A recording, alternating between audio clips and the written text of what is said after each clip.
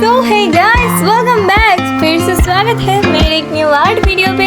तो गाइस, आज मैं बनाने वाली हूँ ब्लैक क्लोवर से आस्था को, जो कि मुझे बहुत ज़्यादा पसंद है। इसका सीज़न कंप्लीट नहीं किया अभी तक, क्योंकि 51 एपिसोड ही मैंने देखा है यहाँ पर। और भी एपिसोड आएगा शायद, डेली हर हफ्ते मतलब अपलोड होता है, तो मैं देखती हूँ वहाँ पर। इतना अच्छा लगता है कि क्या बोले यार, मैं तो एनीमे फ़ैन हूँ। आप लोग भी हो शायद मेरी तरह, इसलिए आर्ट देखने आए हो। जो भी हो गाइस, लाइक को एंड तक बने रहना, मतलब एंड तक बने रहना गाइस वीडियो के, और लाइक करके चैनल को सब्सक्राइब करना। और मेरा आर्ट कैसा बना है आप लोग ज़रूर बताना, और पसंद आए तो भी बताना। और नेक्स्ट में मैं किसको आर्ट करूँ, बहुत ज़्यादा कन्फ्यूज़न है।